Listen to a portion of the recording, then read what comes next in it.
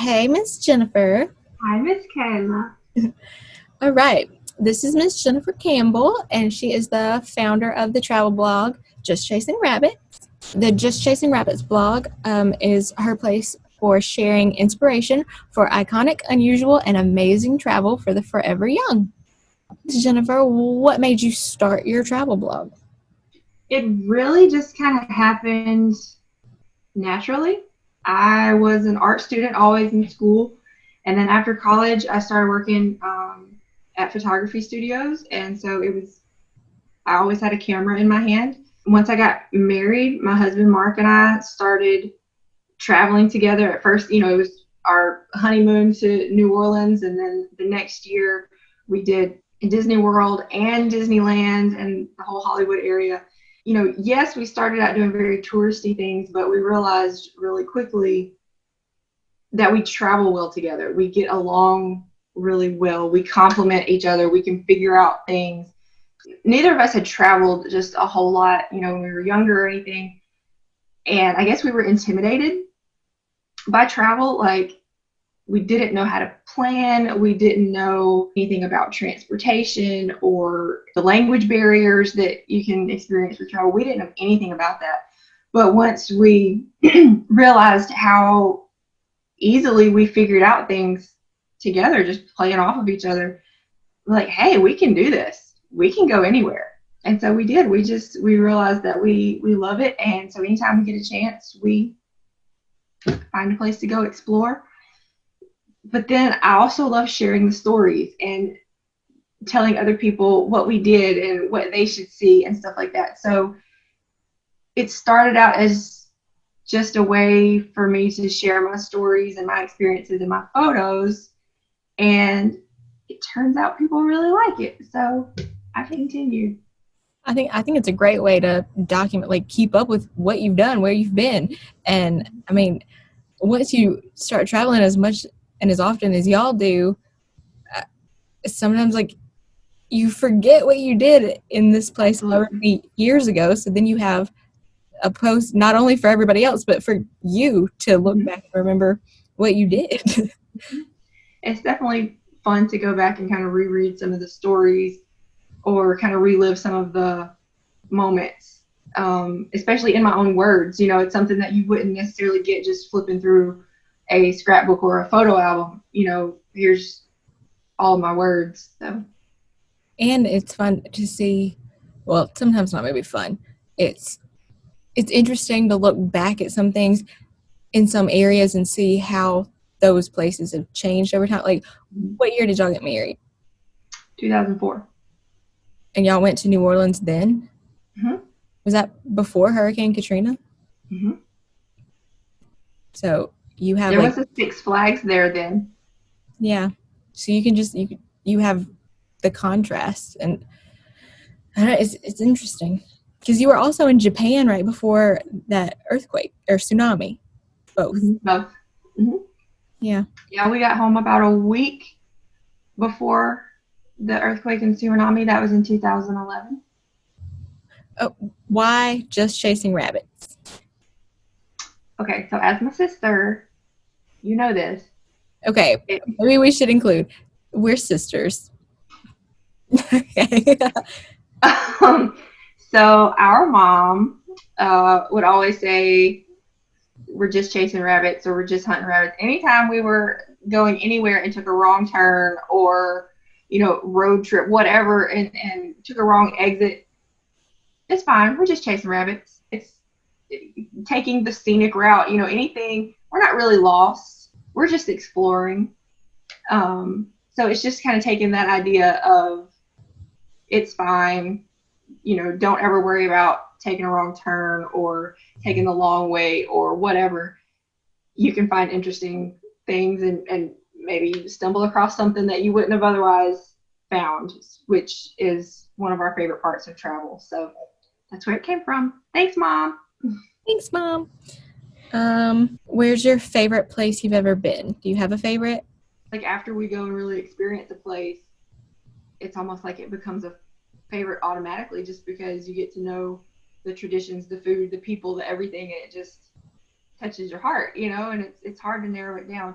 But if I had to choose, let's say if it was somewhere that I could go again and again and again and again and again, I would have to say Hawaii, Hmm. probably, just because it takes about 6 hours to get there from California to wherever in Hawaii, wherever you land in Hawaii. So it's not awful, but it really is like going to this whole new place because they have the volcanoes and the mountains and the hills, and it's all green and jungle and lush and sunsets and water and beautiful, and you don't have that in Mississippi. So it's beautiful. The people are so welcoming and so sweet. Amazing food. Amazing food. Spam. Um, yes, spam is traditional there. I guess it became a thing probably in World War II from the army bases, and now they eat it. You can find it at McDonald's. I like spam, so I'm all about Hawaii. It reminds me of if you go to Japan, you know about the Kit Kats. You can get Kit Kats in any flavor you can think of. So if you go to Hawaii, you can get spam in like any flavor you can think of. So you walk in the grocery store, there's a spam aisle, and it's just, you know, Hmm. all the spam. And I'm for it. Yeah, All the I spam. hate it. I don't hate it. Let's go back to food though, because I don't just want to talk about spam for Hawaii. Some of the best pork I've ever had in my life. They cook it in the ground. Most likely, if you visit, you'll have it at a luau. It's a traditional food to have at a luau. It's called Kahlua pork. Amazing flavor. We had the best hot dogs we've ever had in our lives, which I know Do they no one would just have think. like, is it wild pig? Yes, yes, they hunt wild pig there. Are pigs native to Hawaii? We don't know. Huh. I don't know, Well, you know. but yeah, you can go wild pig hunting. Mhm. No, y'all can have it. So yeah, Hawaii is beautiful. Love it. Love the people. Love the food. If I had to say another place that I will continue to go again and again and again and again, it's Disney World. Unless that may be super touristy, or people say, that's not a real destination. It is magical, and I love it. What do you think are like the best like benefits of travel? Like, have you learned anything new about yourself via traveling the world? I've learned that the more I learn, the more I want to learn. If I, every time I go somewhere, like this is wonderful. The people are amazing. Let me learn about the food. Let me learn about the traditions. Let me learn about the clothes. Let me learn about the art, the everything. And I always have so much fun. And then it's like, okay, where am I going to go next? When can I do that again? And I think that is a benefit of travel. You get to see life from other people's perspective. It's important. Yeah, definitely. It makes you realize that not everyone is like you, and that's fine, and it's wonderful. And you can love learning about other people and how they live, and I don't know, it just makes you love people. Are you having a hard time staying at home because of the pandemic? Yes and no. No, because I'm terrified of the virus. I get upset that I can't like plan. I mean, I can plan, but knowing that I don't have something lined up for us to do or a place to go, or if I read about somewhere, even nearby or within driving distance, well, I can't just hop in a car and go like we normally would. That is hard, but I'm using the time to explore the world in the ways that I can. So I've been through galleries with virtual tours. I explored some of the seven wonders of the world. I actually went all through Petra, which is in Jordan, and you may know it from Indiana Jones. I did a whole tour of it. Um, it was through like a Google Maps Mm-hmm. type thing. That was a lot of fun. I've also been watching a lot of live cams of wildlife. I've watched beluga whales. I've watched otters. I've watched gorillas. You know, if you can't go on a safari or you can't go on a whale watching tour, you can definitely do it at home. You've also been a part of like cooking classes and other virtual things.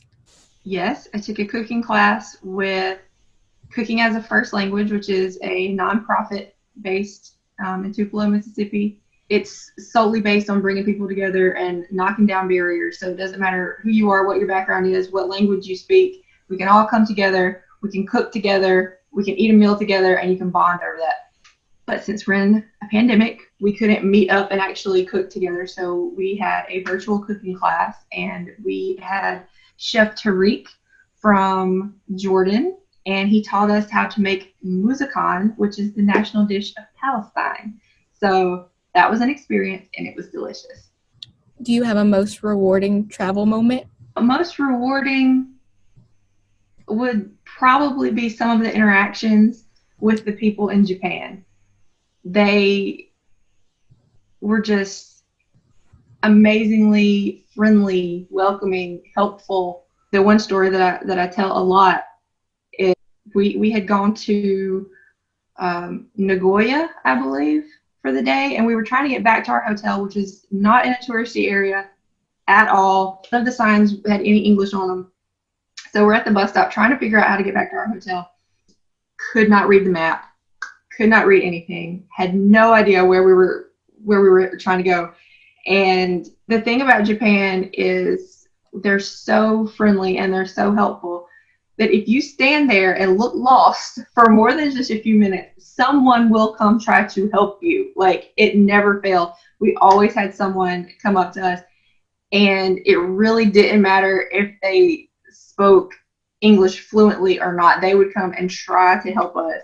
So we're at this bus stop, and this man comes up to help us, and we don't speak Japanese, and he didn't speak English, but it turned out he had lived in Mexico City for 5 years. We know a little bit of Spanish just from high school, college, that kind of thing. In Spanish, we Americans and the Japanese man had a conversation, and he got us back to our hotel. Like, I will never forget that. It was one of those moments where you just kind of, what just happened? You know? And it just shows how important it is. Maybe try to learn a little bit of other languages. You never know when it's going to come in handy. That was a rewarding experience. One, be friendly, be helpful to other people. Yep. 2, learn languages, learn things about other cultures. Yep. And 3, be open that odd experiences, wonderful experiences can happen anytime. Are there any practices or social norms that you've seen during traveling that you wish were social norms here? I'd probably go back to Japan on that one. I really liked the friendliness, but also the openness to learning, the people wanting to learn.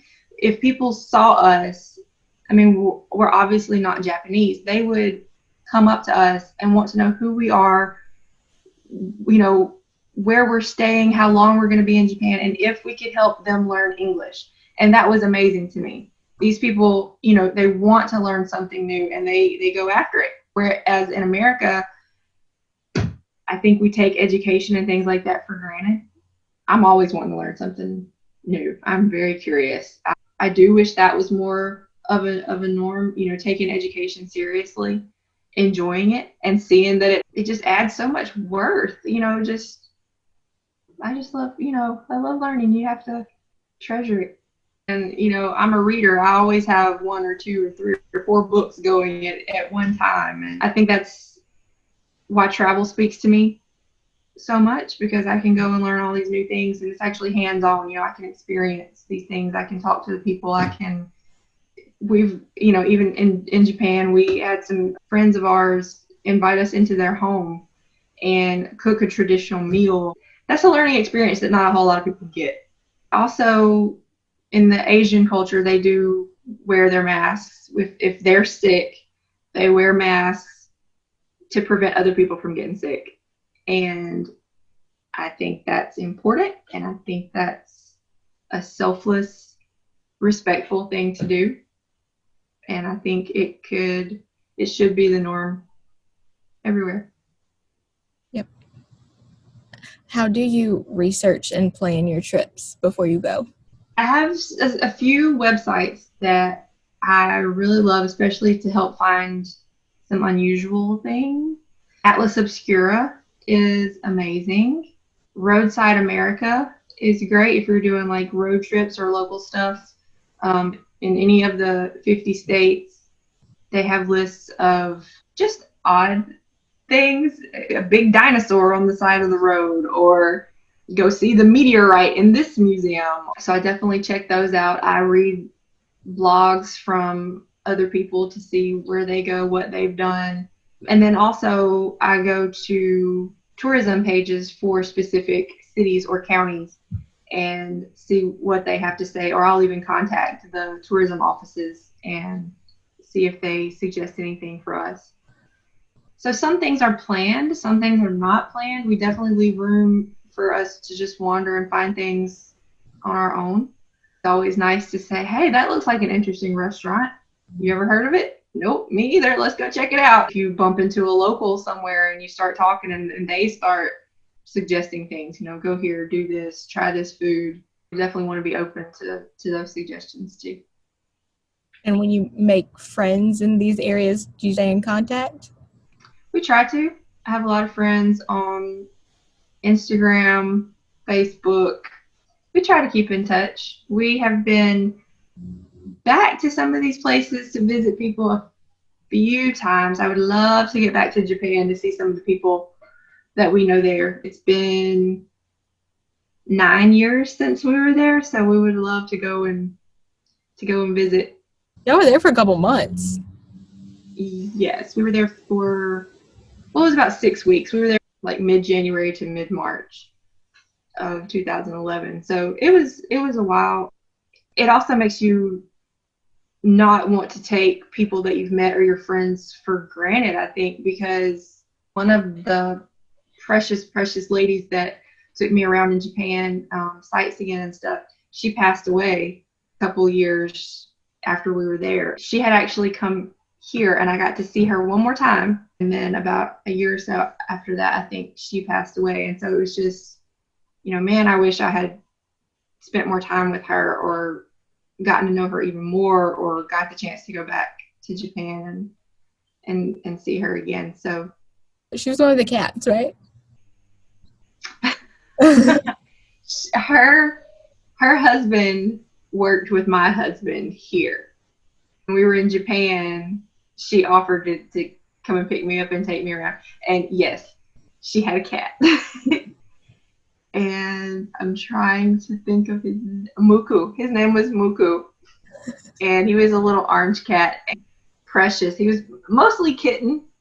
Crazy. And we spent the whole day, because, me, very little Japanese, her, pretty really good English, but still there was a little bit of a language barrier.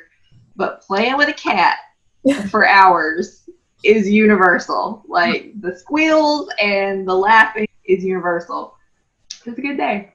And she took me to these different temples and cute little towns and things that I'm not sure other tourists would really see. We weren't in a touristy area to begin with, so it was nice to have somebody kind of take me and show me around the local area. Do you consider yourself a tourist or a traveler? Are those words synonymous to you? I would say a tourist maybe doesn't care as much. Maybe they're just there to relax or to be in a resort or to only see the top 5 things in the guidebook. I don't think a tourist really goes deeper. I don't think tourists really try to know the locals.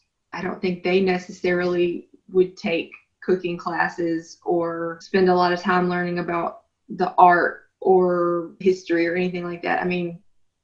Maybe a bus tour or something like that. In some ways, I think I am a tourist because part of being a tourist is just going to new places and seeing new things.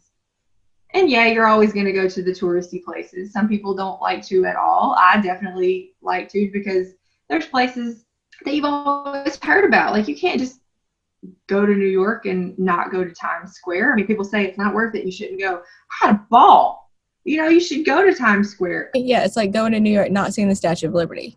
Right. Or, you know, say if you go to San Antonio, Texas, and you don't go to the Alamo. Yeah. I mean, there's certain touristy things that I think you should do. I think some things that are considered touristy are actually important. They're tourist attractions for a reason. But I think a traveler maybe goes a little bit deeper, tries to go another level deeper and kind of immerse themselves a little bit more in the culture, the history, the traditions, and that kind of thing. Best travel tips, or what's the worst travel advice you've ever gotten? Best travel tip. Mm-hmm. Best travel tip is carry a waterproof camera or have a waterproof case for your phone, your camera, whatever you have with you. Waterproof. I feel like there's a story there, but okay. Absolutely. I dropped 2 cameras, not 1, 2 cameras in the ocean at the same time. Waterproof. Yeah, worst piece of travel advice is rolling your clothes in your suitcase. And maybe that's just me, but it doesn't work. Don't like it. Takes extra time, and my clothes are more wrinkly. Do you have a favorite photo you've ever taken, regardless of if it's like a selfie or just of a place? You want me to give you what I think your answer should be? Mount Fuji. Fuji? The mountain picture? Because isn't that like a big deal? Because like it's hard to get a good picture because it's normally like cloudy or whatever. Like, what are the odds? Yeah. Or I think one of my favorite glacier in Alaska. I love that I'm answering your questions for you. You're welcome. Do you like the one of me like getting water from the glacier, or like us like dog sledding on a glacier? Isn't there one like a helicopter? Yeah. That's Of us standing by the helicopter. That's cool. Mm-hmm. Do you have a favorite? London, one of my favorites has to be crossing Abbey Road. Yeah. Hi. Okay. Sorry for the obvious background change. We're going to continue. Your favorite souvenir from any travel that you've done? Best thing you brought home? Favorite souvenirs. I love the alebrijes from Mexico, and I will continue to collect these, I believe. I have a beautiful kimono from Japan that was actually given to me from a friend there. Jerk chicken sauce from Jamaica, and I also have jerk ketchup, which is amazing, and you can eat it on like anything. So French fries, I've had it on like popcorn shrimp, popcorn chicken. It's amazing. Goombay punch, which is like a tropical drink soda from the Bahamas. I don't have any right now, but it was my favorite, but I drank it way too fast because it's amazing. Just any local art. And I know that you love my big, huge Mayan calendar that is hand carved from wood. Actually, it's an Aztec calendar, and it's hanging over our fireplace. Is it more about like the quality of the places you visit or the quantity? Like, are you just trying to go as many places as possible, or would you rather like narrow it down and Yeah, I think we like to travel as much as possible. We try to stay on a budget.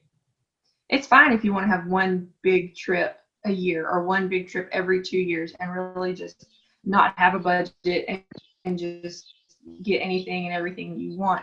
But we really try to rein it in so that we can travel several places in a year, but we still really narrow it down. We really try to explore the areas and really do try to stick to the budget. So if I had to choose, I would say quality over quantity, but sticking to a budget so that we can travel a little bit more, make our money go a little bit further.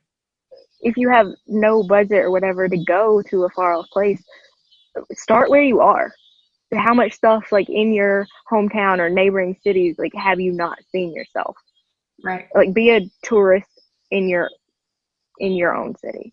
Right. And that's especially important now during the pandemic because I've read that potentially 1 in 4 local restaurants is going to close permanently because of the pandemic. So I encourage people to really get out in your local area and see what you can experience. Go to the franchise places less, go to less chain places and go to more local places and put your money, in people's pockets that can really use it right now.